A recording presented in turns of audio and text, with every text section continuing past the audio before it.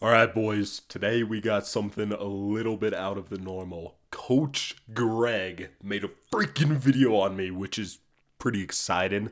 So, today I'm gonna be reacting to that video and just giving my input. I know many of you may not be the most interested in this because it's just a reaction, not my normal content, but I've been joking around with this about this with my buddies all the time. We're all like, dude, you know you made it the day Coach Greg makes a video on you, and it actually happened. We've always just said that as a joke, so it's pretty exciting. I'm quite excited to react. Let's get into this video. Today I'm going to be going over what got my testosterone to the top 1%, 934 specifically, which is outside of the reference range. I'm aiming to get this around 1200. And so his testosterone levels are already at 934 nanograms per deciliter. That's in the top 1% elite level testosterone levels, but he's not satisfied. He needs to get it to 1200. But why? I have a few things I want to try. I'm not going to tell you them yet. And so the first thing you notice when hearing this guy is listen to his voice. It's literally the opposite of Coach Greg. And so you're thinking, hey, if you have higher levels of testosterone, you're going to have a higher voice. I abuse their... What are the chances they're all accusing me of a fake voice in the comments? That's the most common thing I hear. People never say it in real life because who does that in real life? And those who watch my content realize I have this voice in every video. So it's not something I'm just going to sit here faking, but it's pretty hilarious. For 10 years and listen to me right now to help you judge your testosterone. All right, and so right now he's telling us to judge your testosterone, so I'm going to expect him to say go and get your blood work done and see a baseline of testosterone. But what instead does he suggest? I want you to write down 4 factors. First, your energy. And so first things first, do you have enough energy? If you do, it's a good sign that you have enough testosterone. Second, your sexual desire. And second, if you have enough sexual desire, perhaps you want to have sexy time every single day, or you have it often enough, you're not dissatisfied with that, also a good sign that you have enough testosterone. Third, your muscle in your upper body, specifically your shoulders, traps, and upper chest. The third sign... Yes, it actually is possible to eat healthy and still have a life. Factor has made the biggest difference in how I eat and how I stay on track with my goals. Look at your upper body muscle, in particular, the shoulders, the traps, and the upper chest. Why? Why are we looking at our upper chest to decide if we have enough muscle, enough testosterone? Last I checked, when Larry Wheels was younger, his upper chest was not as developed as it is today. Does that mean he had low levels of testosterone as a teenager? I certainly don't think that when he was bench pressing 500 pounds as a teenager, he had low levels of testosterone. And it really is a myth. People think that if you take testosterone, suddenly your traps and delts and upper chest are suddenly going to grow faster than weeds. I can tell you, when I first used steroids, the first thing I noticed was my legs. Okay, I know he's gonna continue yapping about his legs, but real quick, I want to say this is for an actual reason, and many of you may know it's because your upper body has more androgen receptors where your testosterone binds to and your testosterone expresses itself to build muscle. So, scientifically, in most people, you are going to grow more in your upper chest, your shoulders, and whatnot from testosterone. Now, this doesn't mean that you have low testosterone if these aren't super developed, but I'm saying compared to the rest of your muscles. If you're not training it, if you're Larry Wheels only training your lower chest like he mentioned, then clearly you're going to have a developed lower chest. But you are naturally going to grow your upper chest and your upper body easier if you have more testosterone in your system because of these androgen receptors. Your quads, which he's mentioning, have the second most androgen receptors, so they are going to grow the next most. And if your quads aren't extremely developed when you start testosterone, then you're probably going to notice more growth in them. Now, there's also different ratios in these things in different people. So just because he noticed more quad growth, something may have changed. His training may have fit a higher fatigue sort of training, and higher fatigue you may not recover from without higher levels of testosterone, but with higher levels of testosterone, your legs may be recovering from them. There's too many factors to say that this is simply wrong when there is a solid reason behind this. Now, it is because your upper body has more androgen receptors. That is why I said that.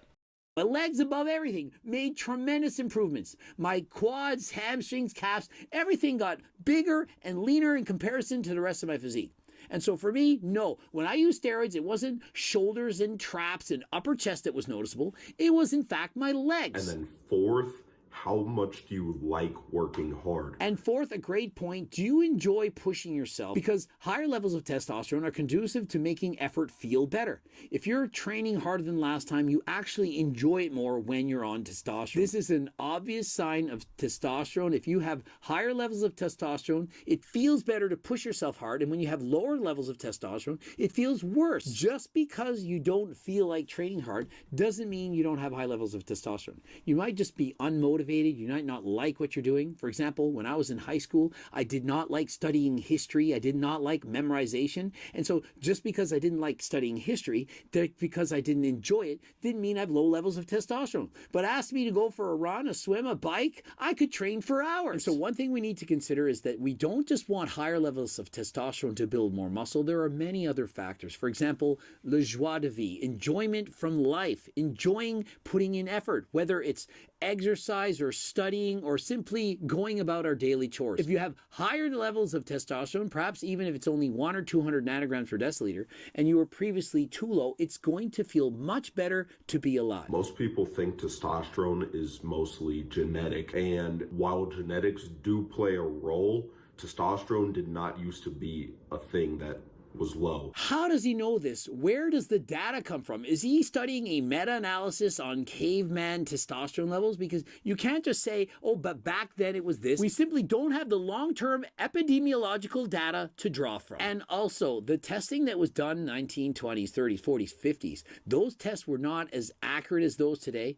And consider, who are they using for their tests? Were those people morbidly obese? Were they healthy? Were they eating correctly? And so when you compare data from 50 years ago till today, are we comparing apples to apples or apples to oranges? If you take a So what he's saying right here is a large part of the whole point of my video. The whole point of my video was to get us back to that situation we were in 50 years ago. Now he says I'm comparing apple to oranges. Yeah, I am, and simply the point of this video is to bring us back to oranges. If oranges have higher testosterone, then yeah, I'm going to compare us to them, and yeah, I'm going to try to bring us back to that point. I completely agree that it's because we were eating healthier, because we were doing healthier habits. And that was my whole point, that it isn't genetic, that it is our habits. And then he mentioned, how did we know about, like, caveman testosterone? Yeah, there weren't tests or anything, but people have looked at the bone density and the bone structure, which is significantly impacted by testosterone. That's why women are more attracted to more bony face structures and thicker bones, because it's a sign of higher levels of testosterone. So through looking at that, that's how we found out, or that's why we guess that cavemen have certain testosterone levels, or that however long ago we had these testosterone levels. 1,000 people and compare their testosterone in the 1950s to 1,000 people of today. Well, guess what? In the 1950s, those 1,000 people were not playing Nintendo and gaming and swiping left and right from morning till night. And so just because their testosterone levels were perhaps higher back then than they are now, is it applying to everyone? Or perhaps just the fact that people don't eat healthy, they don't exercise, that is why they have lower levels of testosterone. And so World Obesity Atlas 2023 states that global study predicts that more than half the global population will be living with overweight and obesity within 12 years if prevention, treatment, and support do not improve. And so clearly, we know that genetics affects your testosterone levels, but environmental factors also do that. And so if you want to raise your testosterone levels, try doing some cardio. Based off hearing this, I think he misheard me. I think he heard that I was saying that genetics are what control your testosterone, and that's not what I was saying. I completely agree. And I want to mention obesity, saying obesity is what's causing lower testosterone levels. And yes, that's true because fat stores estrogen. But I also want you to look at it on the other side. Lower testosterone levels could be causing obesity.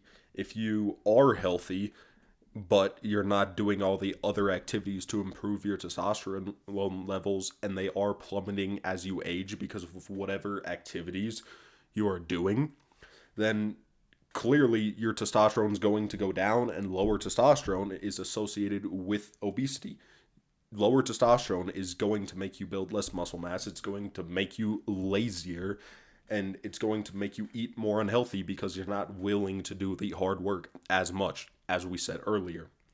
So I'm not necessarily disagreeing with anything he said here. I completely agree with everything he said here, but I do want to give the other perspective on this.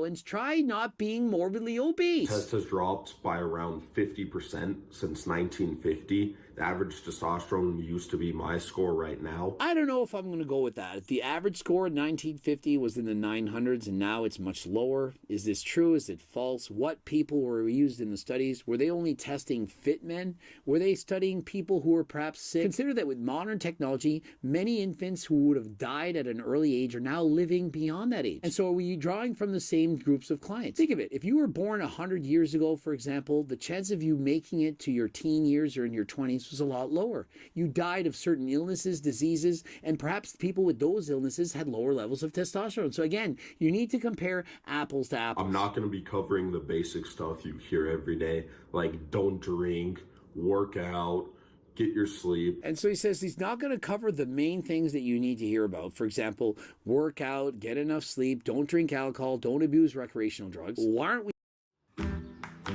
on Medicare? Living with diabetes? Applying and wearing the free covering those things? Those are the most important things. Everything else, not going to make that much difference. Do you really think he's going to go from 900 plus nanograms to deciliter to suddenly 1200 by doing things with minor differences? You see, this is the problem. People worry about the I went from 900 to 1100, so I'm planning on getting it to 1200 still. And yes, I do think that's going to happen. And the whole point of my YouTube channel isn't the same as yours, Greg. I love what you do. I love that you're supporting people losing weight and stuff. And I completely support that too. I aim to help anybody who needs help with that. But I want to take it a step further. I don't want you to lose that weight and feel like you're at this point where there's not much growth to be left. Now, it may be the main jump in testosterone just getting healthy, obviously, but that's not what my subscribers have subscribed to my channel for. They watch my channel to learn the more in-depth things because they have already optimized their life, or they want to learn how to optimize their life in a higher quality way. I have videos on, I have a sleep optimization guide. I have a morning routine guide. I have things on this stuff. I have videos talking about diet. I explain all of this stuff just more in depth because people want to hear the things they could do to take it a step further, to improve past the average. Now, nowadays, you're not even average if you're doing this stuff. You're above average, but people don't want to just be above average. They want to keep going, and that's what I am providing in these videos. I'm not telling you that those are less important. They are far more important than all this stuff. You need to sleep well. You need to eat well. But what is important too is doing all this stuff once you have that done. People strive for progression. You're either declining or you're improving. There's no in between. Nothing stays stagnant in this world. So simply, I recommend that you guys go ahead and take this with a grain of salt. Don't just stop doing this stuff because you hear that it's not going to make that much of a difference. It brought my testosterone from 900 to 1100. Clearly, it does make a difference. It may make a small difference, but some of us want to get from above average to being the highest or the best.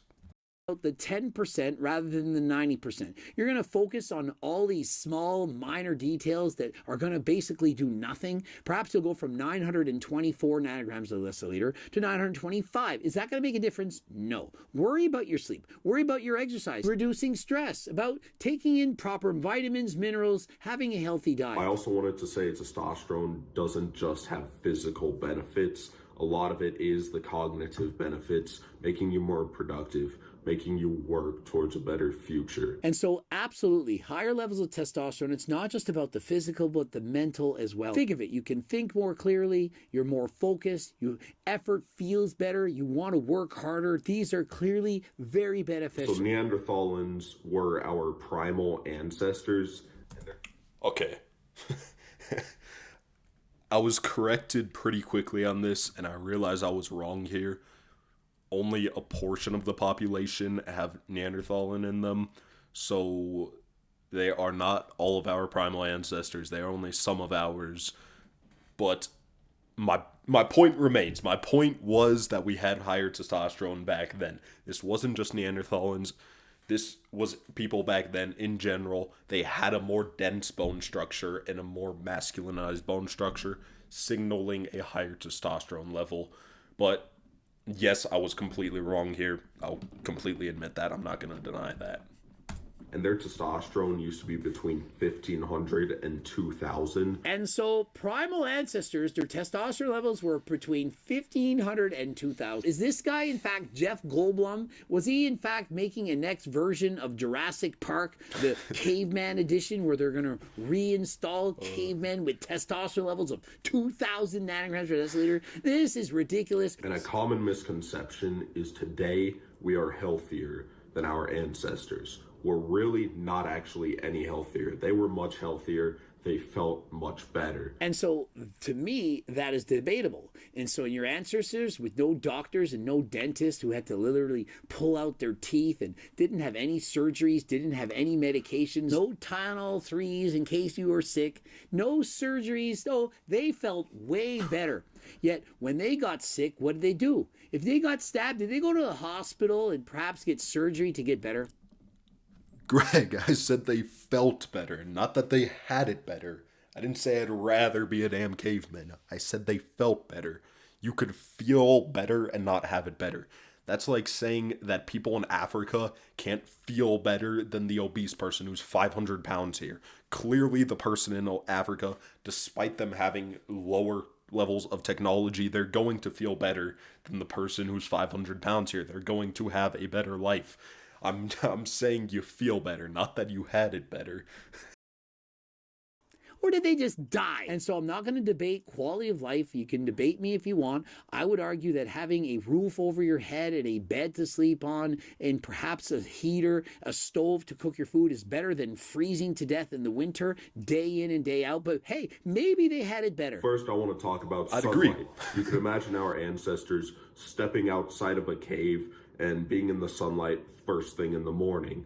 Now, this has testosterone benefits and cognitive benefits. And so the first thing he's suggesting is get out, like Andrew Huberman says, and get out in the sun first thing in the morning. There's nothing wrong with this. I do agree with this. This is nothing bad. And so when you wake up, open the blinds, look at the sun, and try to get up at a regular, consistent time. Many people are waking up at noon, perhaps staying up all night. So first of all, at night, it's important to get a source of fat consumption. This is because when you're asleep, that's when your body produces testosterone. And so he claims that your testosterone is produced at night. It's actually produced all day long. And also, if you eat fat, it can take up to 12 hours to digest. And so if you just claim that you need to have fat before bed to allow your testosterone levels to be produced at night, does that actually make sense? Would it not make so much sense to have fat earlier in the day to allow it to digest and absorb so that it's with you at night? And so I don't think this makes any sense. Eat fat throughout the day. My personal opinion is you should eat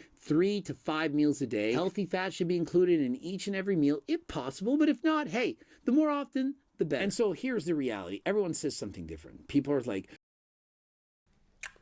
Okay, while he's still on the fat point, I want to say, he says that testosterone is produced throughout the day, and yeah, that's true. I didn't say that isn't true, but it is primarily produced at night. That is the main times you have your testosterone released.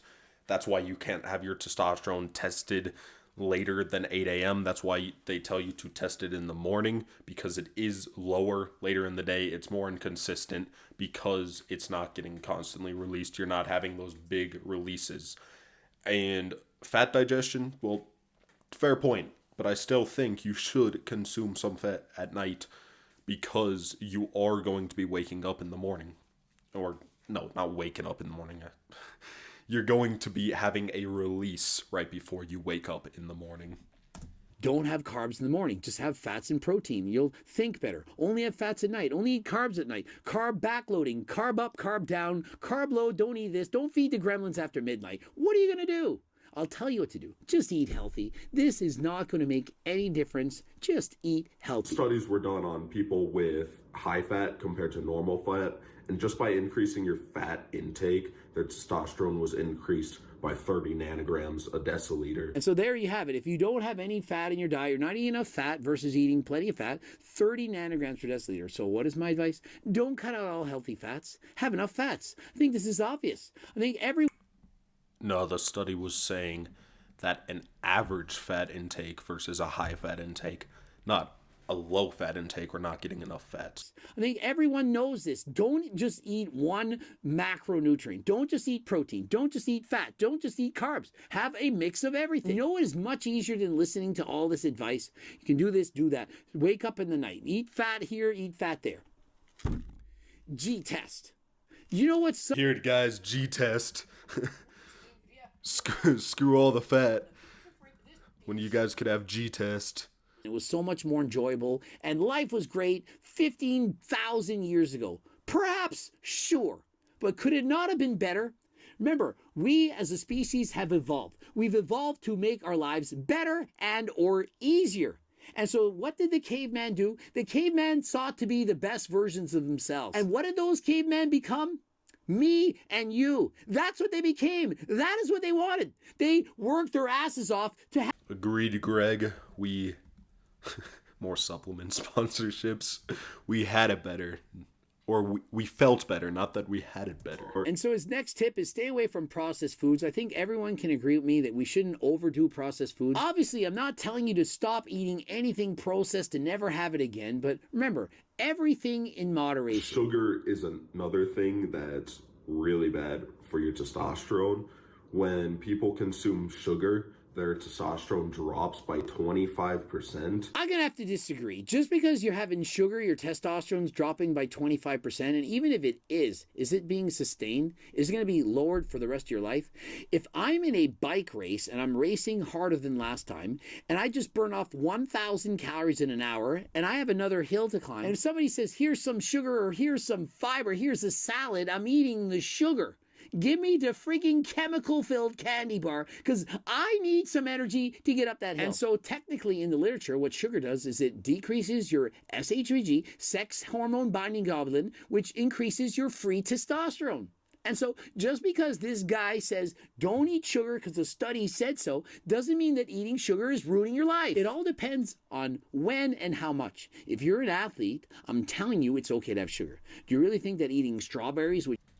So 25% of your testosterone isn't going to SHGB, but I do want to clarify this a bit because I just said this to give you guys the idea of the point or the idea of not eating sugar. I have a video where I go a lot more in depth in it, and in the video where I go more in depth in sugar, I go ahead and explain how sugar also decreases your cortisol. And he mentioned an hour into a bike race, how he consumes sugar. I actually say in that video it's beneficial for testosterone if you consume it an hour after working out, because that's when your cortisol starts peaking, and that's when your testosterone starts dropping from that cortisol. So you consume the sugar to combat the cortisol. Now this 25% drop in testosterone, like he said, it's not for the rest of your life. You shouldn't believe that. What it is for is the next 4 hours.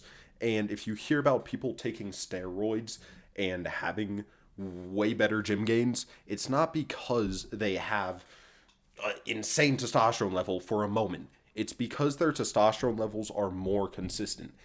My testosterone levels are 1109 in the morning as a natural. That means that they go down overall throughout the day. They're not staying at 1109. Nobody is staying at the same testosterone level as they have in the morning. But versus steroids, you are going to have a much more consistent testosterone level because you're not going off those releases. Now, my point in all of this is if you're doing something like sugar that drops your testosterone by 25% for the next 4 hours, then overall your testosterone is going to be lower, and therefore you are going to see less benefits from having whatever testosterone level you have. You are going to overall have lower testosterone. If, say, every 4 hours I grab a snack and it has sugar in it, then on average I'm going to have 25% lower, and even if it rebounds over the night, then half of the day it was lower, so I'm not triggering as much protein synthesis. Has sugar is going to be detrimental to your health. It's going to lower your testosterone. Pretty sure the cavemen out there were eating fruit. Fruit had sugar. And so if you're interested in checking out this guy's full-length video, his name is Jacob Ruker. He did an excellent job. All right, guys. I just want to conclude this video with saying, no hate towards Greg. I love Greg. You're pretty weird if you're a Greg hater. Yeah, don't hate on Greg. But yeah, I think there were some silly points in this video where he just mistook what I was saying. But overall, he made a lot of good points that I completely agree with. But thank you guys for watching. As always, remember, perspicacity is our grindstone for success. Keep on grinding, boys.